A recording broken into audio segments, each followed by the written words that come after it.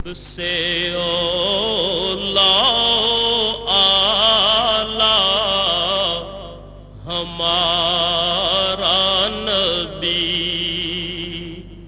سب سے اولا آلہ ہمارا نبی، سب سے بالا ہمارا نبی،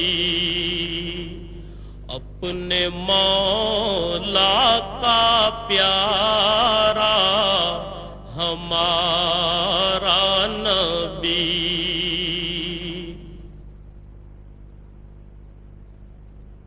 اللہ اکبر، اللہ اکبر۔ مسجد کو اسلامی معاشرے میں بنیادی اہمیت حاصل ہے، جہاں عبادات کے علاوہ دیگر سماجی عوامل بھی انجام پاتے ہیں۔ قرآن کریم نے ان الفاظ میں مسجد کی اہمیت واضح کی ہے۔ اللہ کی مسجدوں کو وہی لوگ آباد کر سکتے ہیں جو اللہ اور روز آخر کو مانیں اور نماز قائم کریں، زکوٰۃ دیں اور اللہ کے سوا کسی سے نہ ڈریں۔ انہی سے یہ توقع ہے کہ سیدھی راہ چلیں گے۔ مکہ مکرمہ سے ہجرت کر کے حضور اکرم صلی اللہ علیہ وسلم حضرت ابو بکر صدیق رضی اللہ تعالیٰ عنہ کے ہمراہ اونٹنی پر سوار تشریف لائے۔ اونٹنی حضرت ابو ایوب انصاری رضی اللہ تعالیٰ عنہ کے مکان کے سامنے رکی۔ اس جگہ بقول حضرت انس رضی اللہ تعالیٰ عنہ آپ صلی اللہ علیہ وسلم نے نماز ادا کی، اور اس کے فوری بعد آپ صلی اللہ علیہ وسلم نے وہاں مسجد تعمیر کرنے کا حکم دیا۔ رسول اللہ صلی اللہ علیہ وسلم نے وہ قطع زمین 2 یتیموں سے خرید لیا۔ کھجور کے پتوں اور تنوں سے تعمیر کی گئی 805 مربع میٹر کے مختصر رقبے پر واقع مسجد نبوی صلی اللہ علیہ وسلم تمام مساجد کے ڈیزائن کے لیے ایک مثال بن گئی۔ رسول اکرم صلی اللہ علیہ وسلم نے بنفس نفیس اس مسجد کی تعمیر میں حصہ لیا۔ اللہ تعالیٰ نے مسجد نبوی کو بلند مقام عطا فرمایا ہے، جہاں اس کی رحمتوں کی بارش ہوتی اور اس کے بندے ہمہ وقت اپنے رب کی عبادت میں مشغول رہتے ہیں۔ رسول اللہ صلی اللہ علیہ وسلم نے سن 7 ہجری میں مسجد نبوی میں 2475 مربع میٹر کی توسیع فرمائی۔ 17 ہجری میں حضرت عمر فاروق رضی اللہ تعالیٰ عنہ نے مسجد میں 1100 مربع میٹر کی توسیع کی۔ حضرت عثمان غنی رضی اللہ تعالیٰ عنہ نے 29 اور 30 ہجری کے دوران نہ صرف یہ کہ 496 مربع میٹر کی توسیع کی، بلکہ ساری عمارت میں منقش پتھر لگوائے اور ستونوں کو سیسے سے مضبوط کیا۔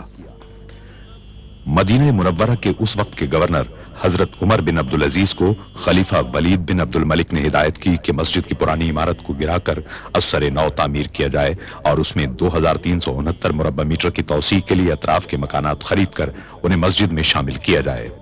نئی عمارت 3 سال کی مدت میں 91 ہجری میں تیار ہوئی، جس میں گنبد اور 2 مینار شامل تھے اور دیواروں اور چھت پر طلائی کام اور نہایت عمدہ میناکاری تھی۔ 161 ہجری میں خلیفہ محمد بن منصور عرف مہدی نے مسجد کو 2450 مربع میٹر کی وسعت دی اور پوری عمارت کو نقش و نگار سے آراستہ کیا۔ 1233 ہجری میں آل عثمان سے تعلق رکھنے والے سلطان محمود نے مسجد کے گنبد کو دوبارہ تعمیر کرایا اور 1255 ہجری میں انہوں نے گنبد پر سبز رنگ کرایا، جس کی وجہ سے وہ گنبد خضرا کہلاتا ہے۔ اس کے بعد کئی صدیوں تک مسجد نبوی صلی اللہ علیہ وسلم میں کوئی بڑی توسیع نہیں کی گئی، حتیٰ کہ 1265 ہجری میں سلطنت عثمانیہ کے سلطان عبد المجید خان نے اسے عروس المساجد بنا دیا۔ انہوں نے شمال اور مشرقی سمتوں میں مسجد کو 1293 مربع میٹر تک توسیع دینے کا کام شروع کرایا۔ اس کام کی تکمیل میں 13 برس صرف ہوئے۔ مسجد حرام کے بعد مسجد نبوی صلی اللہ علیہ وسلم تمام مسلمانوں کے لیے دوسری مقدس ترین مسجد ہے، جہاں وہ دنیا کے کونے کونے سے زیارت اور عبادت کے لیے حاضر ہوتے ہیں۔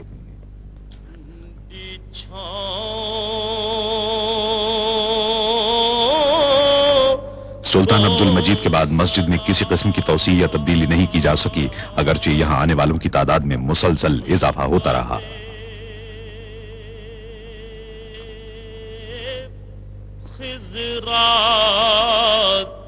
لوگوں کی بڑھتی ہوئی تعداد کے پیش نظر شاہ عبدالعزیز السعود نے 1368 ہجری میں مسجد نبوی صلی اللہ علیہ وسلم میں توسیع کا فرمان جاری کیا۔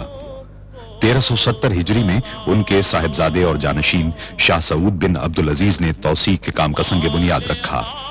یہ مسجد نبوی صلی اللہ علیہ وسلم میں پہلی سعودی توسیع تھی۔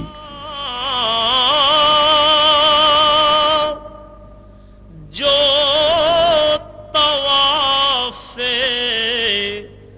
روضائے اقدس کرے،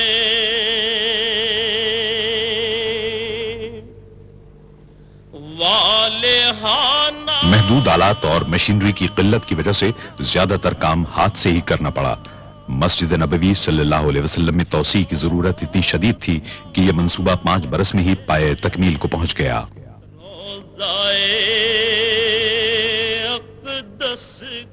اس توسیع سے ترکی کے عثمانی دور کی مسجد کا رقبہ دگنا ہو گیا اور مسجد نبوی صلی اللہ علیہ وسلم میں تبدیلیوں کے ایک جامع عمل کا آغاز ہوا۔